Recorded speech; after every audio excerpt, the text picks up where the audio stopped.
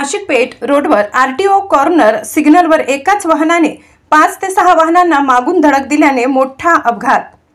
नांदगाव सूत्रांनी दिलेल्या माहितीनुसार नाशिक पेठ रोडवर असलेल्या आरटीओ कॉर्नर येथून 4 चाकी पिकअप जात असताना सिग्नलच्या उभ्या असलेल्या वाहनांना पिकअपने मागून येऊन जोरदार धडक दिल्याने मोठा अपघात झाला असून एकापाठोपाठ एक धडक दिल्याने अनेक वाहनांचे देखील मोठे नुकसान झाले।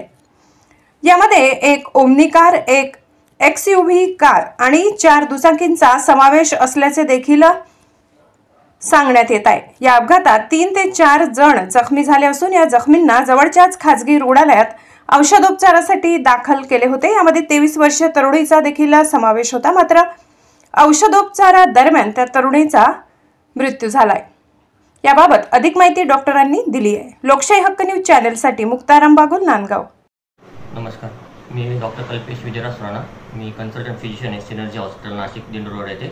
आज साधारणतः दुपारी 11:15 वाजता 4-5 अपघात झालेले पेशंट आपल्याकडे आले।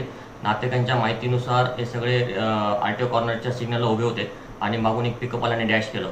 त्याच्यानंतर त्याच्यामध्ये 4 ते 5 लोक इंज्युअर झाले। त्यात एक 23 वर्षाची मुलगी होती, ती आली तेव्हाच बरीच सिरियस होती, तिची नाडी वगैरे लागत नव्हती, तरी देखील आपण पंपिंग वगैरे करून जे काही क्रिटिकल उपचार आहेत ते आपण केले आणि तिला रिवाईव्ह करायचा प्रयत्न केला, पण अनफॉर्च्युनेटली ती रिवाईव्ह झाली नाही, तिची डेथ झालेली आहे। आणि त्याच्याबरोबर तिचा भाऊ पण होता, तिलाही पायाला गंभीर इजा झालेली आहे आणि अजून एक 3 पेशंट आहेत, त्यांचे 2 जणांच्या पायाचे फ्रॅक्चर झालेले आहेत, एखाद्या छातीला मार लागलेला आहे। तर अपघात बऱ्यापैकी सिरियस होता आजचा। थँक्यू।